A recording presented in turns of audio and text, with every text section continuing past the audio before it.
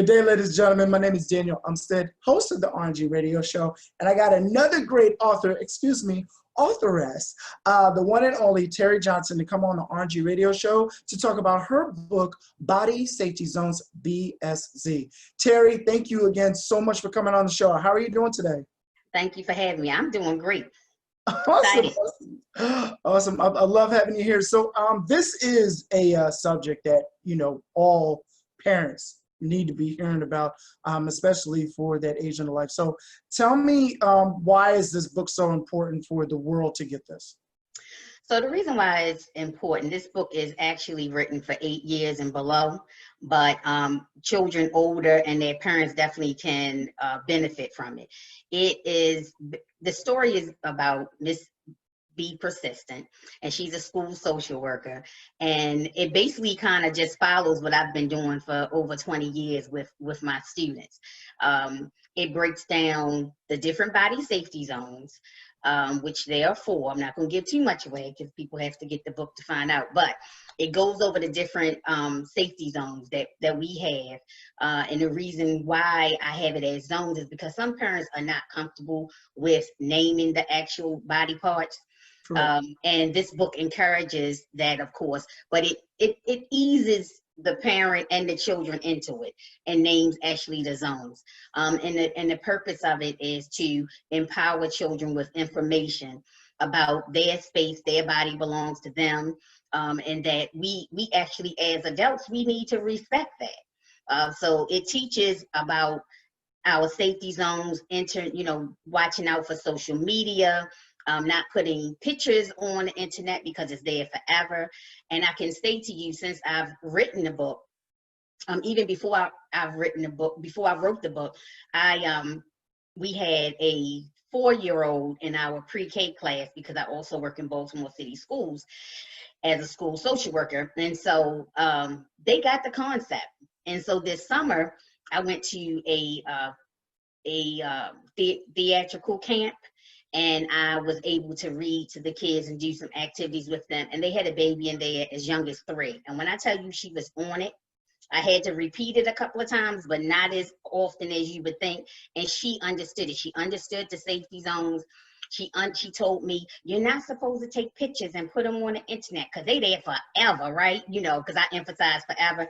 And she really got it. So it's a difficult subject matter for a lot of people. And what I'm trying to do is make it where it's fun. It takes some of the difficulty out of having that conversation, and also supplying the kids with language that they can use to advocate for themselves, advocate for others, and feel comfortable. And I don't like stranger danger. I don't like that term, because actually 30 or more % of the children reported, of course, people that have been sexually abused actually know the person that sexually abused them. Right. It's in family, it's a family member. And then it's about 60% is by a trusted family friend or someone that the family knows. So it's really not a good idea for us to have our babies thinking it's like this creepy person, weirdo, in the bushes or something like that.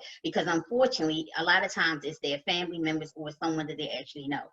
So not having them think that and having them to understand. And I even use myself for an example. Miss T. Johnson, that's what my kids call me. It's my responsibility to protect you. It's my responsibility to teach you different skills that will help you be successful in the world and be here for you if you need me. But if Miss T. Johnson was to do something, if I was in your bubble and I made you feel uncomfortable, you absolutely have the right to even tell me. And they're like, what? And I'm like, exactly. No one is exempt. And I think that a lot of times in the Black and brown community, that's something that we really, really need to get with, because, children are told, go on over there and give auntie or uncle such and such a kiss.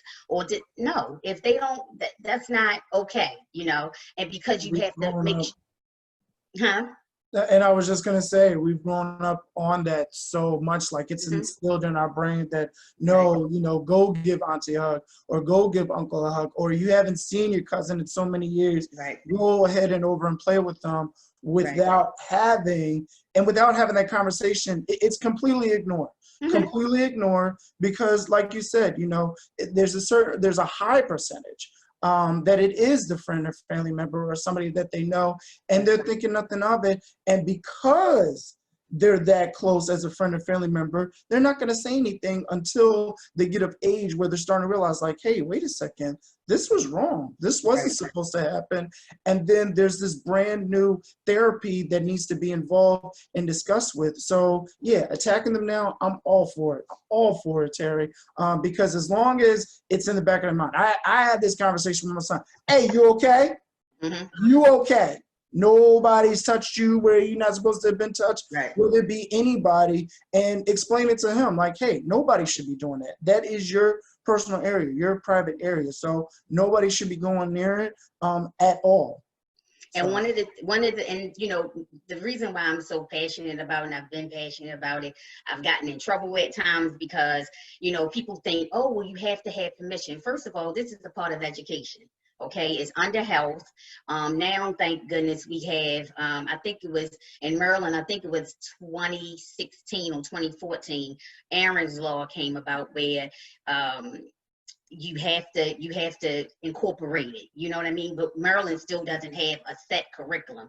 So, you know, maybe I'll be able to get someone to work with me and we can, you know, make that happen. But it is a public Hope y'all listening. There you go. It is a public health crisis, okay? If you look at some of the so-called ills that we have in society in terms of certain, you know, with mental illness, you have, you know, with crime, when you think about addiction, a lot of the people have been impacted by sexual abuse. Child abuse too, but sexual abuse. And so we need to really look at it as a public health crisis. And unfortunately in our society, you know, children aren't a priority. And that's very hard to understand why they're not, because we're not going to be around forever. So it's, you know, one study showed that among male survivors, 50% have suicidal thoughts, or 50% have actually attempted. More than 50% have attempted. You know, so, or 70 to 80% that have been, you know, that are survivors, they report excessive substance use or abuse. So it's not something that we can really afford. You know, billions and billions of dollars are spent for the things that it impacts. So why don't we try doing, this is one of my sayings, prevention over intervention, or prevention is better than intervention. You know, why be reactive? Our children are too important for us to be reactive. We need to be proactive. We need to actually put our mouths in our, you know, with our mouths, instead of just our talking about it, we need to put our action with what we're saying. You know, you have a lot of talking heads that say this and that about children, but what are we really doing about it? You know, and so when we talk about education and things like that, like we're just starting to make a big deal out of social emotional learning. Our kids been needed social emotional learning. I work in Baltimore City public schools. I know you're in Philly, so we're just a smaller, you know, Baltimore and Philly look a lot alike. But I mean, Baltimore, for the size that it is, we are plagued with a lot of ills. But we have beautiful people here. We have resilient people here. But a lot over my 20-some years, 24 years, I just celebrated being a licensed social worker. I've worked in various settings, from the jail to working in ER, and I'm telling you, some of the sickest people have been sexually abused.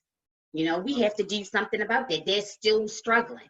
And then when you put in that people haven't actually, when they're not believed, oh my gosh, I mean, the damage that causes is sometimes they feel was irreparable, you know. So now we're talking about all this trauma-informed care and all this type of stuff. That's great. I have no problem with that. But what about us actually preventing it? How about us actually taking the time to just have the difficult conversation? I promise you will not sit up and keel over and, you know, die if you have a conversation with your child. When you're naming the body parts, name all of the body parts, name them properly. And that's why I tell people I have a 21-year-old and almost an 18-year-old. And sometimes I've over the years been testing like, oh, when did you start this? Well, I have a sister that's 30, my youngest sister is 36 years old, and she was just telling her husband, like, oh my God, she's been like this. You know what I mean? So, and I'm like, I'm a lot older than her. So she, you know, she can attest to the fact that I really believe what I'm saying, you know. And I think that we need to stop going with what the trend is and understand that this is something that has been a problem forever. I grew up in the 70s, and you know, you were seen, you know, you were seen but not heard. And so my mother tried to change that a little bit for me, but for the most part, you know, a lot of adults, that's how they thought. And when you're seen but not heard, then it means you don't have a voice. And when you don't have a voice, how can you tell if someone does something to you? You Right. know, so we want to educate our children, and then we want to go after these predators. You know, people are more apt to talk about somebody and have a problem with somebody gay in the family than they do with someone that is the pervert, you know, that's been touching kids and, oh yeah, just keep your child away from them. No, that person needs to go down, you Mm-hmm. know. And then on another level, on a meso or macro level, we got to get with the law, you know, legislation, because we have a situation where people are actually not getting the type of sentences that they should be getting. You know, when you kill a spirit, to me, then you are a murderer. You know what I mean? So you need to be given Right. time. Because that person needs to go through so much in order to get their right mindset back. And God forbid, if they, you know, grown up in the wrong section of a neighborhood or in a very bad, poor environment, and they already have that to deal with mentally, Right. and you're adding this on top of it. Right. It's like, hey, once we break that level, now we're going to go into like, hey, you can break out of this poor environment. You can, you know, get to that mentality of positive thinking. But if you just keep layering it over and Yep. over again, then yeah, by all means, it's that emotional distress. You know, we're quick to do it for a car accident. You know, if Yep. somebody goes through something tragic and it's like, hey, you caused me emotional anguish because of it. Hey, a check gets signed, or, you know, Mm-hmm. God forbid how it or goes about, then serving jail time. So I think the same needs to apply. Right. Definitely, I'm fully 110% agreed on that. Terri, where can folks actually find you on social media, or ultimately definitely get in contact with you to Mm-hmm. start making change in what they can do in their community? Well, I'm on Instagram at persistence is the way. That's my motto. Persistence is the way. And I also have a website, www.persistenceistheway, that I am rebuilding. And basically what I'm doing, I'm working with a historical theater in Baltimore City, and I'm working with the kids there.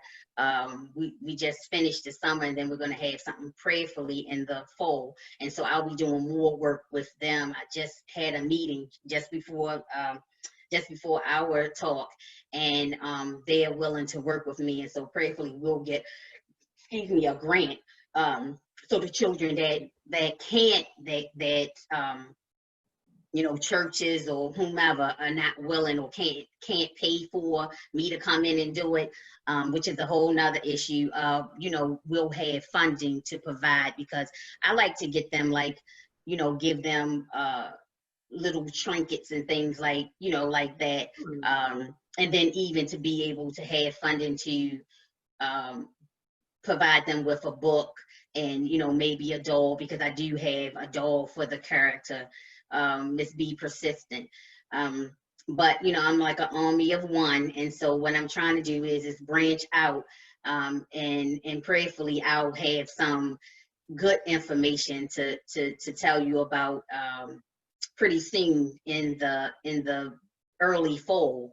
I'm trying to partner with someone to do something yearly, that'll be different, and you know, because sometimes people want to hear stuff from celebrities and things like that, and I don't have a problem with that, but I just think that we need to really listen to people that have been doing it, the frontline people that have been doing it.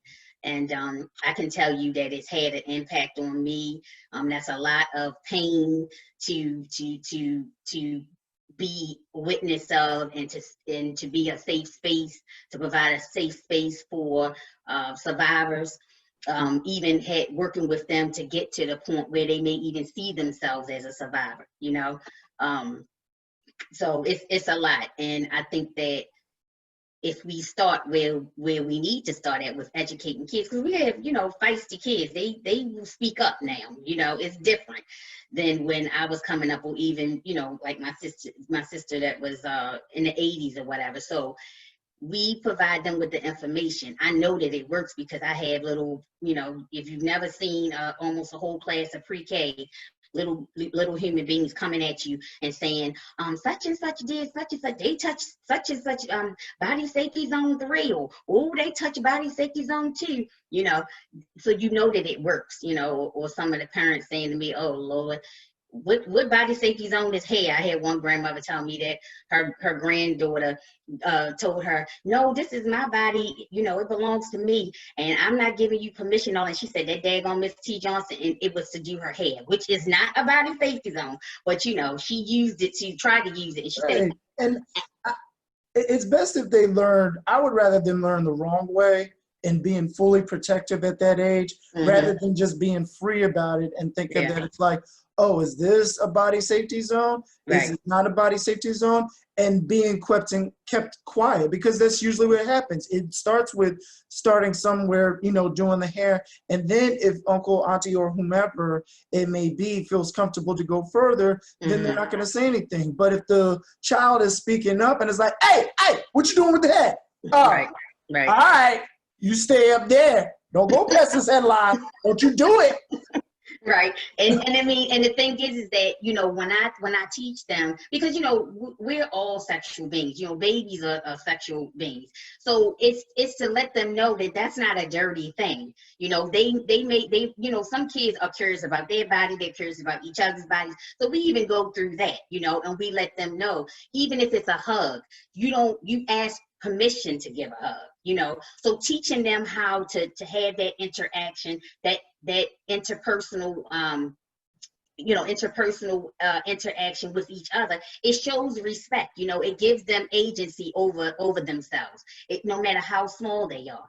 And you know, I always say that you know, with my kids, I did that, and now, you know, they're at the age of 21 and almost 18, and I've paid for it over the years, because boy, oh boy, do they use their agency. But you know, as far as I know, I've asked them, you know, as far as I know, no one has done anything to them. And, you know, I was cuckoo all along, you know, so I don't suggest that. But at the same time, just reinforcing it, you know, just like any other skill, you just want to teach them the skill.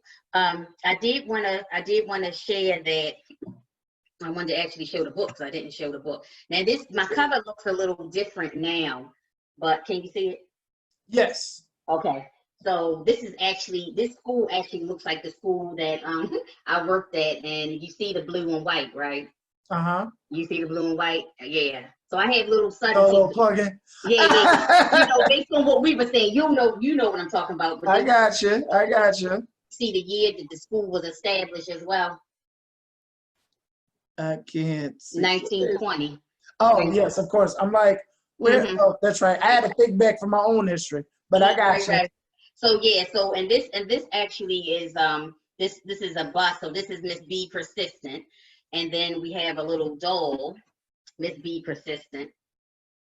Okay. And and her shirt says body safety zones, and then on the back it says love and protect children.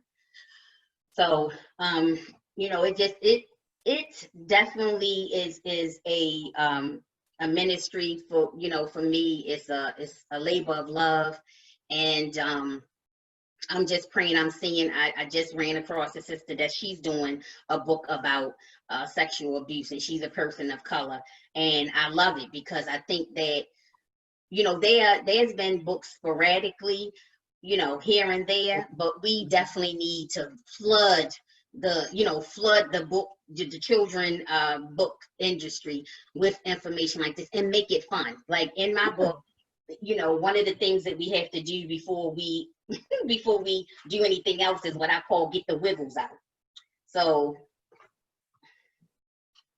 let me just share with you real quick. Now, while you're looking, where can actually folks purchase the book for little loved ones? Yeah, so for right now, it's on Amazon and Barnes and Noble, but I'm also looking to get my shipment of books where I can sell off of my website and autograph them and all. And part of the proceeds will be going towards programming and organizations that prevent or work with children that have been sexually abused. Okay, Right. so it's like I said, it's a ministry, and we have to do our part.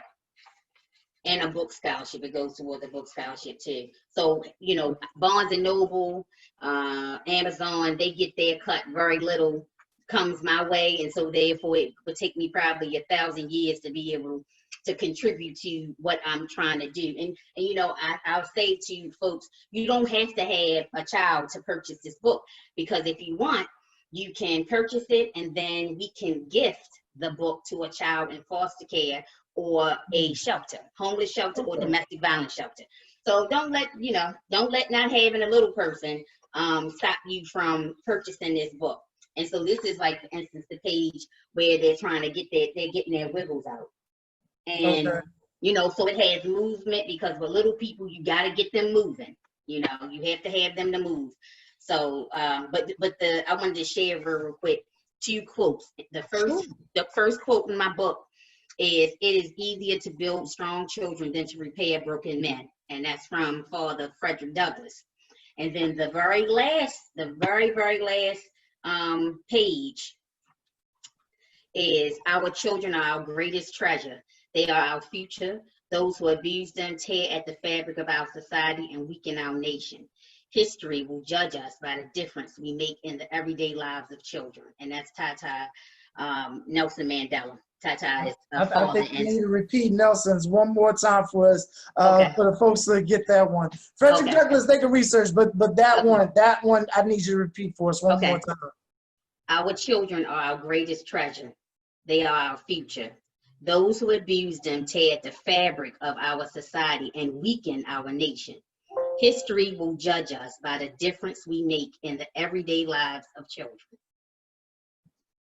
Wow. I like so that.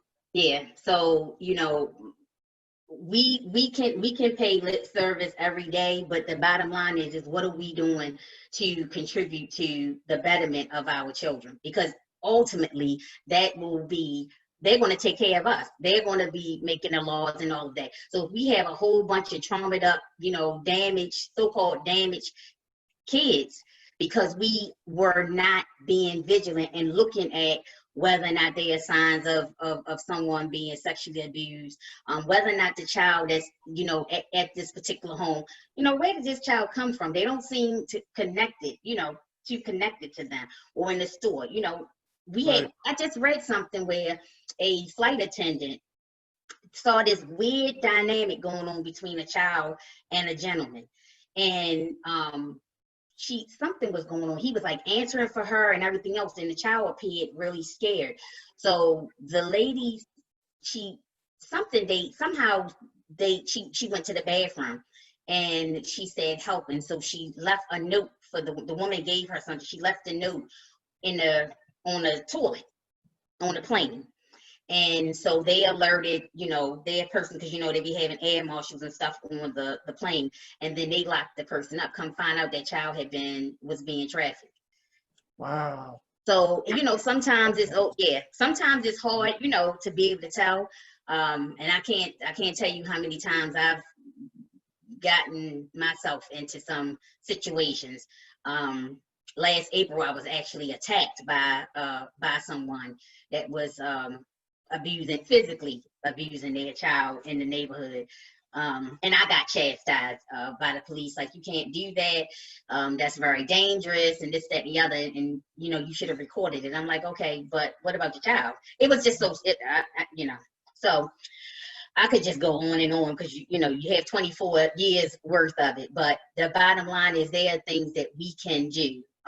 We can make sure that we talk to, the first thing you can do that doesn't cost anything is respect the child's boundaries. Respect children. They're little people. They're little human beings, and so they do not belong to us. even though, you know, we love them and, you know, all that, and we feel like that's my child, that, you know, they don't belong to us. You know, they have their own little minds. Yes, they have to be disciplined. Yes, they have to be taught. Absolutely. But understand that they are not an extension of us. They are complete. They are a separate human being. So you can just start with that. But also educating them in totality, letting them know not part of what, you know, health is or what is to their body. You know, their eyes, their nose, their mouth, their ears is no different from their, you know, chest, their vagina, their penis, their backside. It's not, it's, you know, I swear the word comes out your mouth, your face will not blow up. So you want to Imagine parents' faces. What? What? right, What? like, No, it's part of them. yeah, it's just all of a part, just all and once you are able to be comfortable with that, then they, you know, they take their cues from us. And just making sure that they understand all the way around. It doesn't matter who the person is. Listen, if you don't feel comfortable, there are all types of trusted. In the book, we talk about trusted adults, and I go down a whole, you know, a whole bunch of people, and then I let them know they are other people. And in this particular book, and again, I won't give it away, but it's more than just, you know, I think when I was in undergrad, early 90s, they had this whole thing with like, you know, no one should touch what your bathing suit covers up. Mm-hmm. Well, I take it a step further than that. Because if you just have that as what you're, you know, then, you know, you're leaving something out that could cause you to be sexually abused, if you get where I'm coming from. So, thinking about it, realizing it. Yeah. So in the back, I have like a glossary, and we kind of go over things, and I encourage kids to be body safety zone advocates, and, you know, speaking up for themselves, speaking up for others, and then also ambassadors where they share the information, because I let them know I can't be the only person that shares it. I need you to share it with everyone. I need you to encourage people to, you know, do it. So it's to build self-confidence, it's self-empowerment there, self-advocacy. So it's a lot of different things in there. And then we also have resource list of, you know, different places that you can get more information. So beautiful. And then Terri, because I know we're going to be wrapping up here, one question, you know, and I can imagine the difficulty, you know, as far as getting this out, especially with so much backlash coming from parents and guardians, but because you have succeeded and pushed through this, you know, with the book, what advice would you give to somebody who needs to get either their product or service out, or something as similar as a subject like this, where it is needed information that people shouldn't be afraid of? What advice would you give for that motivation? Motivation for them to do, I missed the first part. Motivation for them to do what? I'm sorry. Sure, to pretty much either, you know, continue on starting their business, or just, you know, moving forward as far as continuing and growing what, you know, the world needs to hear. Something like this definitely should be on all platforms in all languages. So what advice would you give to somebody to continue on with their passion that they have? Sure. So what I would say to you is that if you give up for a minute or an hour or a day. But once you give up, you know, maybe even a week at the most, but I don't even suggest that. But when you give up, the next day or the next second or minute, you reboot. You know, and sometimes people say, oh, you can't give up this and that. Yeah, sometimes you feel like giving up. I mean, you know, we always want to sit up and show the shiny part of things. Well, guess what? On the other side, it's tarnished sometimes. You know, sometimes you just get down. Sometimes you just feel like, oh my gosh, does anyone see what's going on and what I want to do?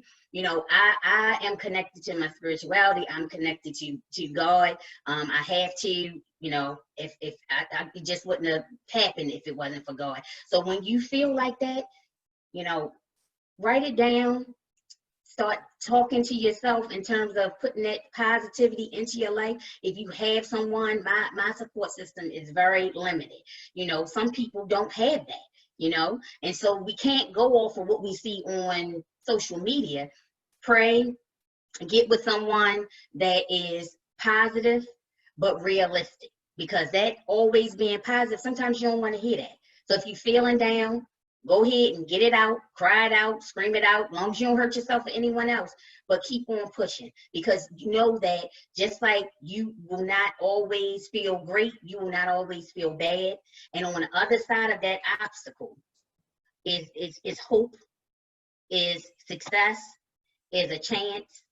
And so if you give yourself that, if you just stick and be patient, then guess what? You have a chance to make a difference. But you just have to have, like my company motto, persistence is the way. Persistence doesn't mean you don't ever run into obstacles. You know what I mean? It just means that you continue to persist. You don't give up. You get knocked down. You might get scraped up, bust out the side of your head, whatever. But you clean yourself off. Sometimes you're worse for wear, but you keep on going. And in terms of if you have a goal, you have a dream, do your research, find out what's out there. It may be something that, you know, is not popular or not known. I started 24 years ago, you know. It may not be something that's popular. Just keep on doing it, because who are you trying to benefit? For me, children are always, they're my favorite people. You know, so when I think about it and I feel like giving up, I always wonder, but if I give up, then who will continue with this? You know, who will continue with this mission? So that's what you do. And try to get together with some like minds. Even though I may not have the people in my physical, I've joined different Facebook groups, and I can tell you, I get motivated. You know, I'm one of those people that I actually enjoy seeing other people succeed.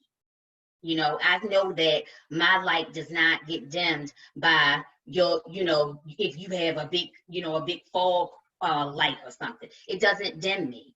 What it does is it gives me some light that I can absorb some of yours and shine even brighter. So I really get it really motivates me. One of the things that you have to do when you're in that place, because, you know, being a small business owner, being a CEO, being in positions of leadership, sometimes it can be isolating, you know. So, you know, being patient with the process and the different things that you're trying to do, keeping, as I was saying before, for me, it's children, and then the other people that I serve. I have other interests other than just the prevention of sexual child abuse, but that's my biggest one. But I have other interests that's related to mental wellness and emotional wellness, suicide prevention, domestic violence prevention, and things like that.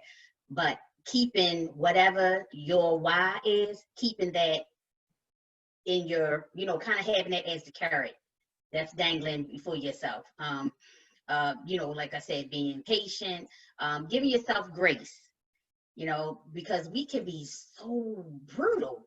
We can be so brutal with ourselves, you know.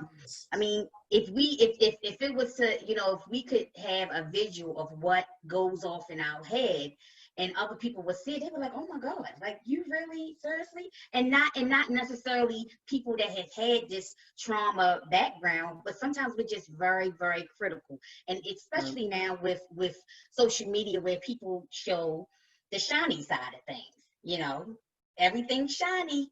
And so I love a lot of filters out there, and ain't just through Instagram. That's right, you know. And people so not understanding and borrowing cars just to make themselves look good for this time being.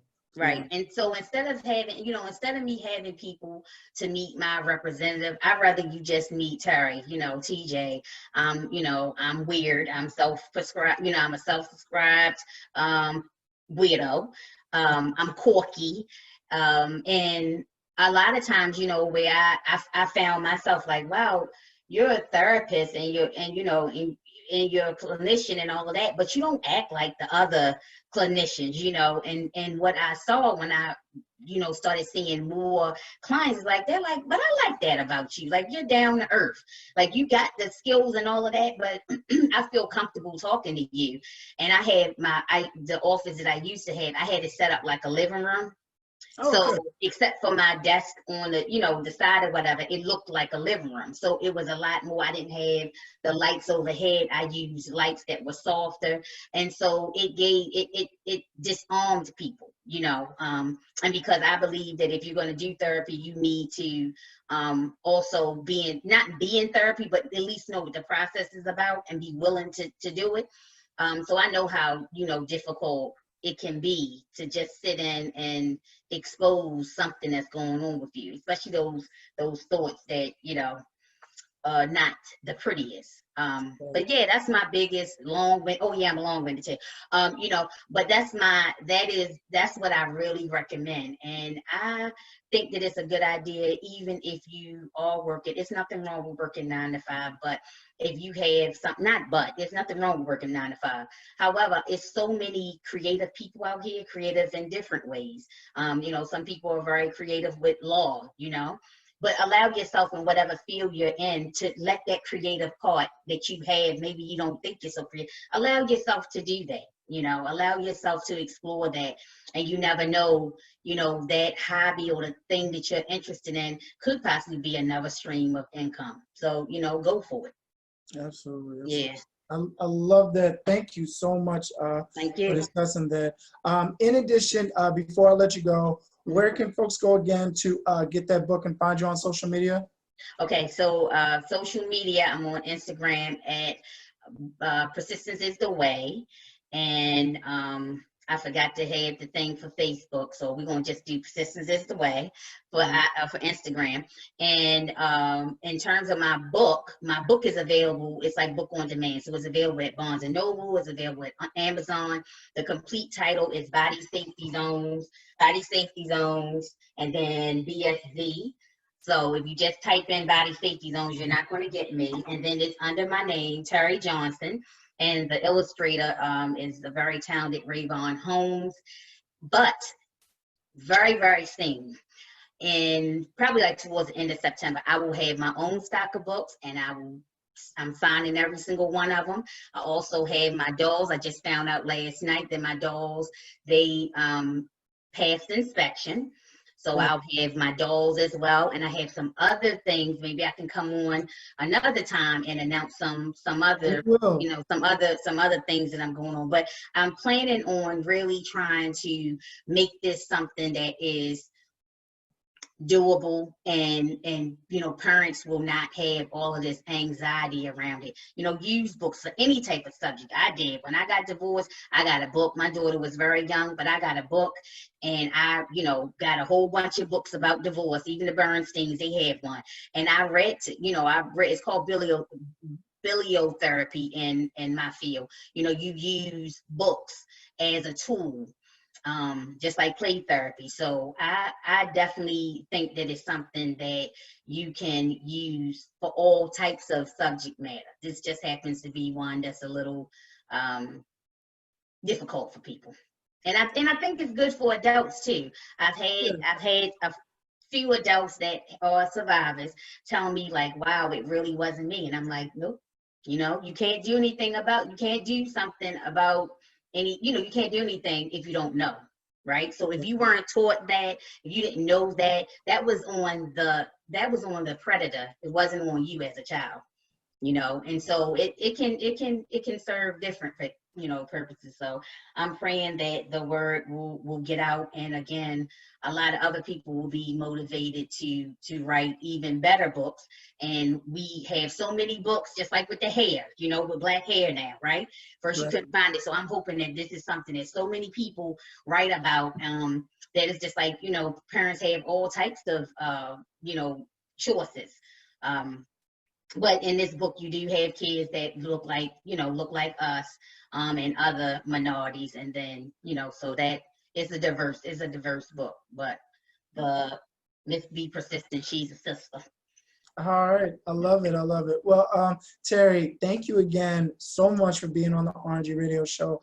Definitely looking forward to having you come back on the show to discuss more, and mainly, the prevention that children can understand and learn from, so that they know, whether it be a stranger or a friend or family member, that they understand what the body safety zones and what folks can and definitely cannot touch. Absolutely. And I'm going to make sure I get a book to you, because I want you to have it in your library. I know you do a lot of different things, and I want to make sure that you have it in your library, because, and I appreciate being on here. Thank you so much.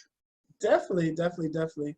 And for the folks at home, thanks so much for tuning in. Be sure to check out the RNG Radio Show Monday through Friday at 7 a.m. on Facebook Live, or to check out great interviews such as these, you can check out the replay on YouTube. Terri, thanks again for being on the show. I really appreciate having you here. Thank you.